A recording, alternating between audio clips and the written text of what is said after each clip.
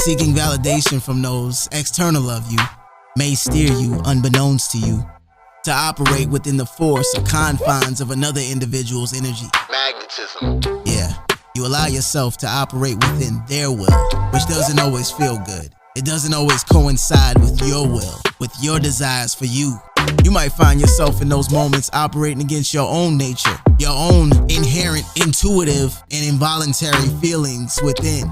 These are feelings that you own. So why the hell would you give them over to someone else to be directed for the fulfillment of their will, of their desire, of what they believe to be the standard for your life? Yeah, just to be validated by them. You letting the blind lead the blind. You'll find yourself pushing against or giving resistance to your own intuitive mind's directing. Pushing against your spirit that's within, that knows and understands what's best for you, that communicates to you in the form of feelings. Again, they're your feelings. This is your spirit. Your spirit's number one priority is to bring you the greatest fulfillment. It's to steer you in the direction of what is best for you. That still small voice inside.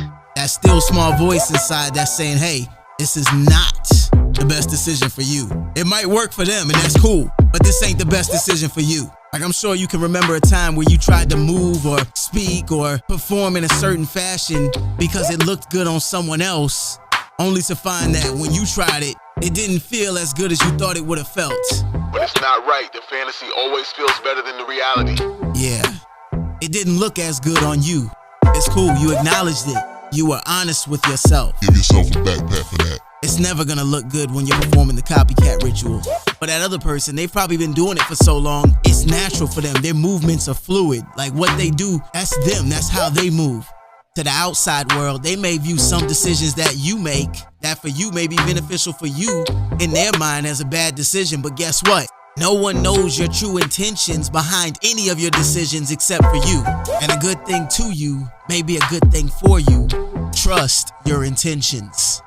Your intentions move in the same direction as your desires. Conscious awareness is the only true source you have for knowing what's good or what's evil. It's subject to the perception of each and every individual.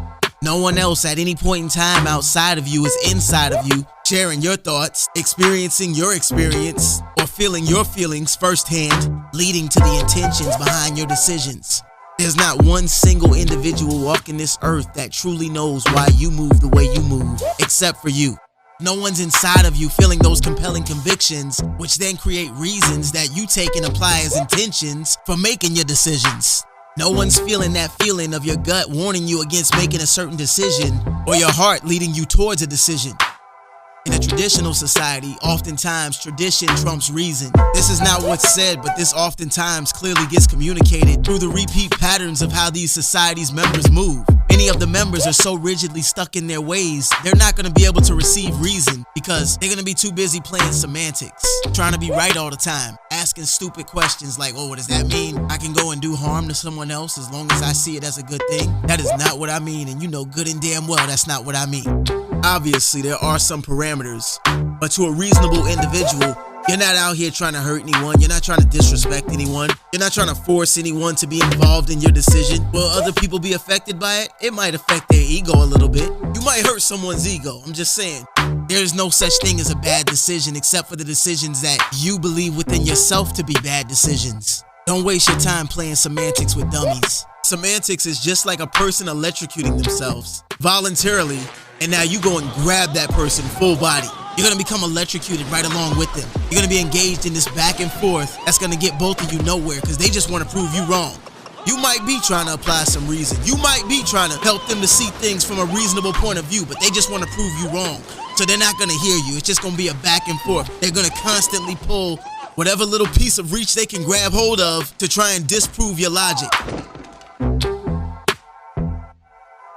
And to you quick to do so's, don't judge based off appearances, based off of a soundbite of someone if you don't know the full extent. Ask before assuming because you're starting to piss me off. You're making an ass of yourself. That's real talk. Ask yourself, how truly well do you know certain individuals? Ask yourself, like, have I truly spent a sufficient amount of time hanging out with this person, like really getting to know them, like one-on-one? Or is this just someone I see often in one particular setting that I really don't know shit about? And really be honest with yourself. Like, if you really don't know that person, that's perfectly fine. You can get to know them, but you don't get to know them by inquiring from someone else. You got to go to them firsthand if you want to understand them firsthand for yourself. You know, people got no problem wanting to know stuff when the stuff is irrelevant. Anything to do with drama, people gravitate toward that. They love that kind of stuff. Like, they'd rather hear and believe any details surrounding drama rather than what's actually true. Insanity starts in the mind. Insanity is doing the same thing over and over and over again, running that same cycle on repeat, never evolving, with the expectation of a different result. It begins with your thoughts. You ever tried intentionally thinking a certain way? And no matter how hard you tried, your mind just wouldn't allow it. Like, you ever tried forcing yourself to realize or to come to the understanding of something that someone outside of you was telling you, like, no, you got to know this. Like, you have to understand this. You've got to be able to see things from this point of view. But no matter how hard they tried to force that knowledge upon you, or you tried to force it within yourself, you just couldn't see it. No one's able to force how life sees fit to move anyone, including themselves. Nothing great ever results as a result of force. You've got to trust your process. No one can force the rate at which you realize something for yourself. An intuitive grasp of reality. Yeah, that's an epiphany. Yeah. A purification or purgitation that brings about spiritual renewal or release from tension. That, my friend, is catharsis. Correct. Something disclosed that was once kept in obscurity. It wasn't able to be seen before, but now it's been revealed. Yeah, that's revelation. That information's been unocculted by the divine. Right again. All these words describe that big moment that occurs between you, the individual, and the divine. You become elevated in these big moments to a higher level of awareness. It feels great. Reason compels people to move towards greater understanding. So if somebody tried to force something down your throat and you just couldn't get it, the problem may not have been with you. It may have been because they never applied reason to whatever it was they were trying to convey to you. Reason is like magic. It's a power because it opens people's minds. Reason gives people reason to maintain an open mind. Knowledge is power because knowledge is divine. Like, knowledge is a gift. Awareness is a gift from the divine. The more aware you are, the more you become one with the divine. As within, so without. Yeah. Your conscious governing awareness that moves you towards greater choices in life, which produce greater intended results in the direction of the things that you desire. That is God within. Divinity is within. Divinity bops to the rhythm of when timing's most suitable for you as an individual. Force only leads to frustration. That feeling does not align with the divine. The divine is peaceful. Peace is the greatest state, just under enlightenment, that one can exist in. Just for clarification, I'm talking about a state of mind. When you look at the map of consciousness, you will see at the top of the map, enlightenment is the greatest state. Just under that is peace. Enlightenment is just knowing, okay? It's just being aware. It's a self-awareness on a grander scale. And as a result of that awareness of self, you now have a better awareness, or a better understanding of the world outside of you, of how other individuals operate. Because this entire world, this collective whole, we're all interconnected. We all move to the groove of similar patterns. I'm getting balls deep on this topic right now. Let me back out some. The greatest esteem anyone can achieve is self-esteem. It's an art for me to be able to speak this long and actually have something of relevance to say. And I only say that because I'm speaking by myself. Like the majority of my podcast, I record dolo. I need to pause and give myself credit for that.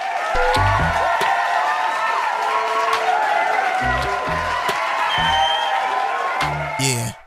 It's an even greater value for me to be adding value to you who's listening to what I have to say. By the way, shout out to you for listening right now, because you don't have to be listening right now. Yeah.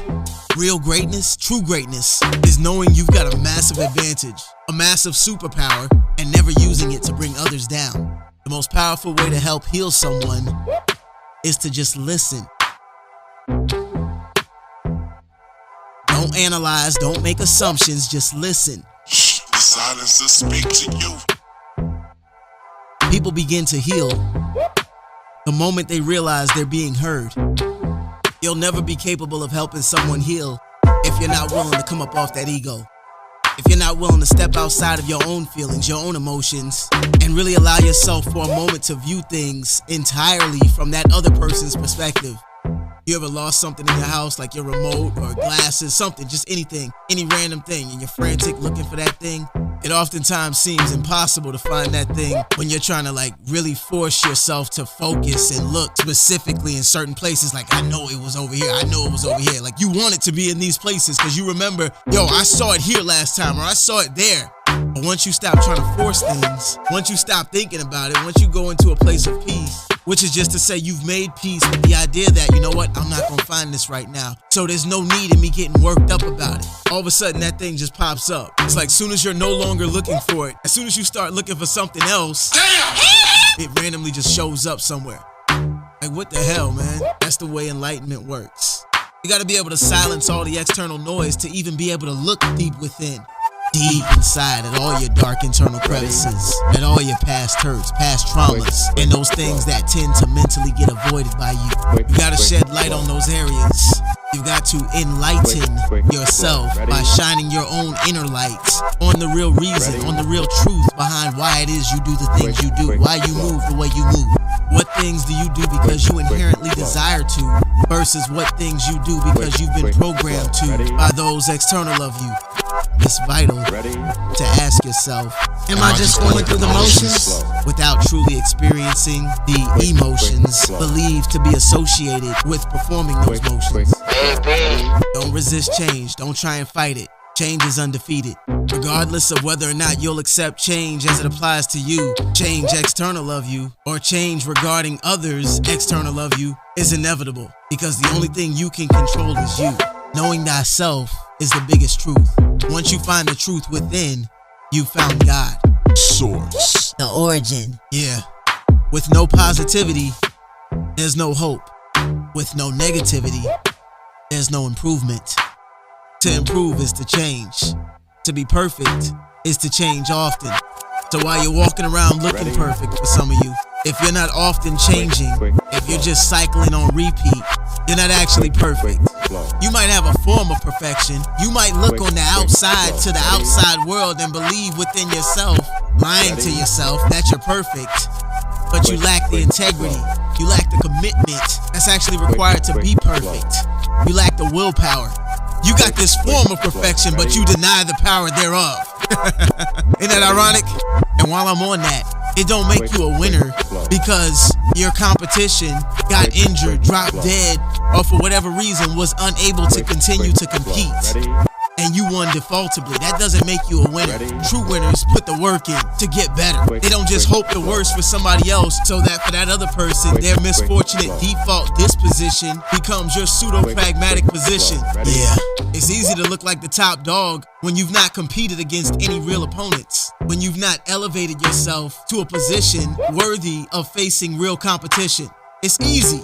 In the words of some of the greats, it's easy to talk shit from the sidelines or up in the stands, in the crowd, from the spectator's perspective. The currents that determine our dreams and shape our lives flow from the attitudes that we nurture every single day.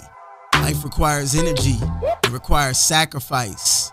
It requires conscious contribution given over to the collective conscious every single day. Tithing into the universe. Spot on. You gotta offer up some grit, a little bit of pain prior to receiving that pleasure. If you only choose the cup of pleasure, neglecting pain, refusing to subject yourself to your own reasonable level of willful grit, playing it safe or always selecting the easy route in life, pain will be the only remaining cup to be received. If you do what is easy, your life will be hard. But if you do what is hard, your life will be easy. If you do what is easy, complain about your situation, your circumstances. If you do what is easy, stand around and be a volunteer victim like everybody else. If you do what is easy, surrender and give up on your dreams. Become depressed and bitter and angry. Anybody can do that. If you do what is easy, your life will be hard. But if you do what is hard, keep coming back again and again and again. And if you do that over and over and over again, somebody's going to show up. Somebody's going to say, I'm the one. You're not gonna find passion playing small. Wow. Seriously, puns tickle me from time to time. That wasn't intentional. Seriously though, you're not gonna find passion playing it small. There is no passion to be found playing small. Not any real passion. There's no passion found in settling for a life less than that of the life you're capable of living.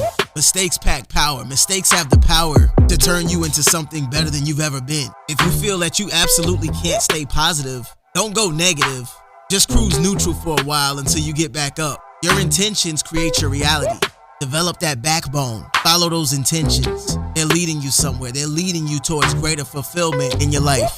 A single individual with a backbone will overcome more than thousands will with a wishbone. Every situation in your life you've ever overcome, you overcame by tapping into strength you never knew you had. All right, I'm just about through. I'm segueing to the recap. People only know regarding you whatever you choose to disclose about you. No one outside of you can access your consciousness. No one except for you knows the true intention behind any of your decisions. Yeah, I'm aware that's gonna be a hard pill for some to swallow. All those little manipulative mind games, yeah, that shit ain't flying over here no more. Yo, fuck out of here with that. Okay, don't think you know people. Don't think you know the ins and outs without first inquiring from that individual firsthand. Remember, true understanding cannot be forced. True understanding will not be forced. Truth alone, truth on its own, requires no force. The only way one can truly discover God is through purification of your lower self and activation of your higher self. I didn't want to go too deep on this today, but I'll get deeper on a later episode. God, source, all, the supreme consciousness, the collective consciousness, the collective whole, it's all the same idea. It all means the same thing. Cosmic consciousness. It's just different strokes for different folks. It's semantics, that's all it is. It's occulted. Hidden, not purposefully, not in a nefarious way, but God must be discovered. Discovered through 3 degrees. As light transfers to light, the individual and the universal become one. And this is the alchemical marriage. The only way to discover that light is to go deep within. You've got to face and embrace your inner truth. Fear will cause one to run from those inner things they must confront in order to grow. On a lighter note, exercise, as the saying implies, will provide you the confidence and a surety to walk assuredly into one's own destiny. Exercise gets rid of the demons, the negative feelings, the negative emotions, the thoughts, and the rigid movements. And that's why it's vital to exercise daily. Cut to the end, I'm done.